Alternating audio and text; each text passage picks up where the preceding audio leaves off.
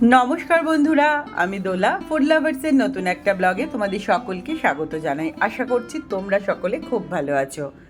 আজকে তোমাদের সঙ্গে শেয়ার করব এমন একটা রেসিপি যেটা কি না বাড়িতে অনেকেই খেতে চায় না।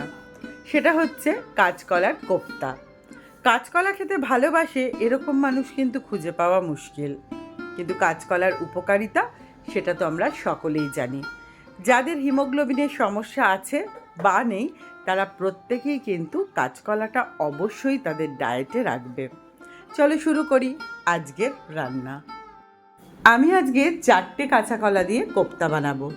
কাঁচা কলাগুলো মাঝখান থেকে কেটে নিলাম, আর একটা গোটা আলু আমি মাঝখান থেকে কেটে প্রেশার কুকারে সেদ্ধ করে নেব। সেদ্ধ হয়ে যাবার পর কাঁচা কলার স্কিনটা কিন্তু আমি ফেলিনি, কি করেছিলাম সেটা অন্য একটা ব্লগে শেয়ার করব। এবার শিলেতে একটা মশলা তৈরি করব। কাজু বাদাম, কিশমিশ আর গোটা গরম মশলা দিয়ে একটা মশলা, আর আদাটা আমি আলাদা বেটে নেব।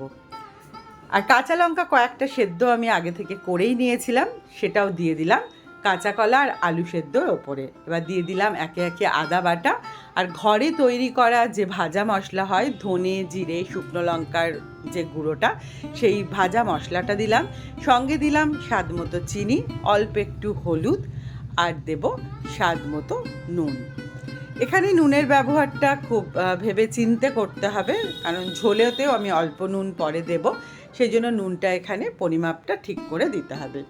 সঙ্গে দিলাম বাইন্ডিংয়ের জন্য অল্প একটু বেসন। এবার এই সমস্ত কিছু দিয়ে খুব ভালো করে এটাকে মেখে নেব। ভালো করে মেখে নিয়ে এরকম শেপ দিতে হবে বড়ার আকারে। শেপটা তোমরা তোমাদের ইচ্ছা অনুযায়ী দেবে, চ্যাপটা চ্যাপটাও করতে পারো বা ভেজিটেবল চপের মতোও করতে পারো, বা আমার মতো এরকম গোল গোল করেও বড়ার শেপে গড়ে নেবে। তারপরে হোয়াইট অয়েলটা একটু গরম করে বড়াগুলোকে লো ফ্লেমে একদম লাল লাল করে সুন্দর করে ভেজে নিতে হবে। লো টু মিডিয়াম ফ্লেমে ধৈর্য ধরে সময় নিয়ে বড়াগুলোকে সুন্দর করে ভেজে নিতে হবে।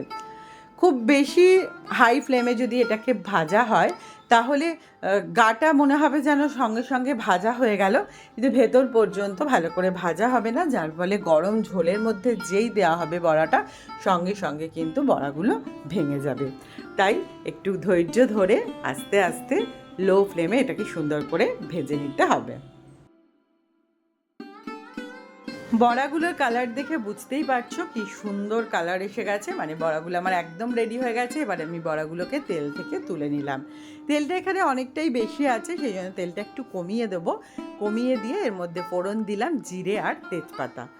যখন জিরে আর তেজপাতা থেকে সুন্দর সুগন্ধ বেরোতে শুরু করবে তখন দিয়ে দিলাম শিলে বাটা ওই মশলাটা, মানে কাজু বাদাম কিশমিশ আর গোটা গরম মশলার পেস্টটা।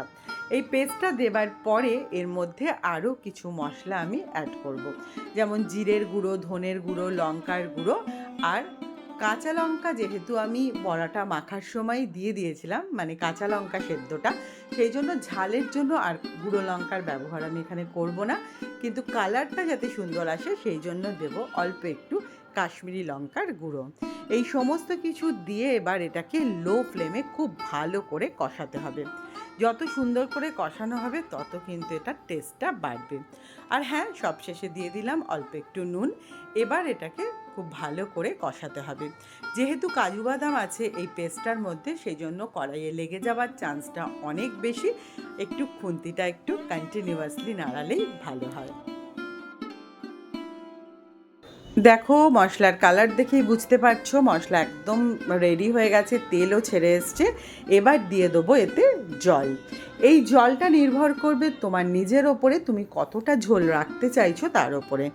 আমি আজকে একটুখানি পাতলা করেই ঝোলটা রাখলাম, যেহেতু এখন গরমটা বেশ ভালোই আছে, আর হেলথের কথা মাথায় রেখেই ঝোলটা আজকে একটু পাতলা রেখেছি।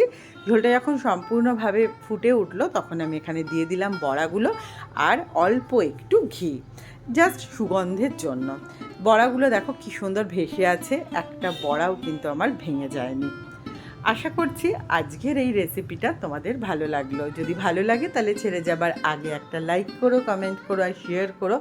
আর আরও যদি খুব ভালো লাগে, দেখতে চাও এই রকমই সুন্দর সুন্দর রেসিপি, তাহলে সাবস্ক্রাইব করে আমার চ্যানেলের পাশে থেকো। আর রেসিপিটা কেমন লাগলো অবশ্যই কিন্তু আমাকে কমেন্ট করে জানিও। আজকের মতো আমি এখানেই বিদায় নিচ্ছি। দেখা হবে খুব শিগগিরই নতুন আবার একটা কোনো সুন্দর ব্লগের সাথে। টাটা।